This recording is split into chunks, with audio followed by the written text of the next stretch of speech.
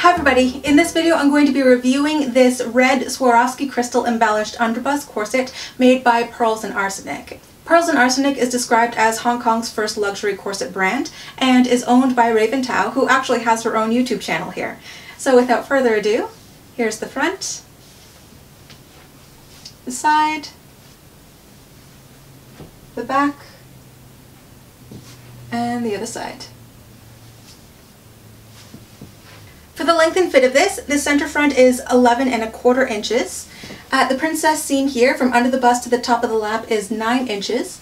At the side seam it's the shortest at 8 inches, and in the center back it is 12 inches. You'll notice that it sweeps down pretty low over the tummy, and in the back it actually comes up a little bit higher. And on me, the length is distributed about 3½ inches from the waist up and about 5½ inches from the waist down at the princess seam. Now I have a low waist, so I have a good about 2 inches from the top of the corset to my true underbust line, but I actually kind of like the way it looks because it seems or it fits like a cincher that happens to come down a little bit lower on the tummy for me. For the circumferential measurements, the waist is 22 inches. The underbust here is 26 inches, and the only reason that I'm able to close it is again because it stops a little bit lower down on my rib cage. And then at the high hip here it is 33 inches. So it has about a 4-inch rib spring and an 11-inch hip spring. This has a very smooth silhouette and it is very conical through the ribs. It is definitely bringing in my lower floating ribs here. And this whole corset has kind of smooth and sweeping lines to it. So let's go to the tabletop portion of the review and I can show you all the details. Here's the Pearls and Arsenic corset laid flat, and you can see the Swarovski crystals are so sparkly. Anyways, for the materials, it's 2 main layers. The outer layer here, obviously, the fashion fabric is a red satin, and on the inside is a black cotton twill. And here's a close-up just to appreciate the Swarovski crystals. It's very sparkly in this lighting. You might be able to see that it's actually gradient, so this is like a darker red, almost like a garnet, and then it fades more into this lighter ruby kind of hue. And they were fastened very securely because I've worn this corset a few times, and these crystals, like, none of them have fallen off yet, and there was care to not put any crystals underneath where the loops of the busk would go so that they wouldn't interfere with it. Yeah, so it's very twinkly.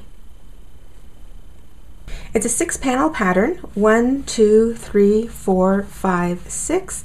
A lot of the panels kind of go vertically, nothing too complicated here. The third panel has some of the curve over the hip, and you can see panel 5 and 6 gives extra space around the back here.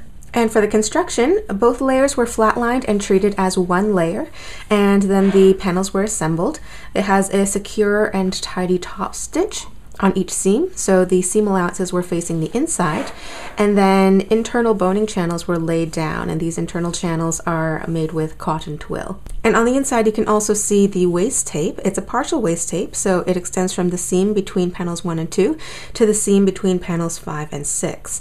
Obviously exposed on the inside of the corset here, and it's made from black single-faced satin ribbon. It's a little bit wider than your typical waist tape. This one is actually 1¼ inches wide, and it's secured down at each boning channel here. And here's a close-up of the binding made from matching strips of red satin. It's machine stitched on the outside and also on the inside here, so it's a top stitch on both sides.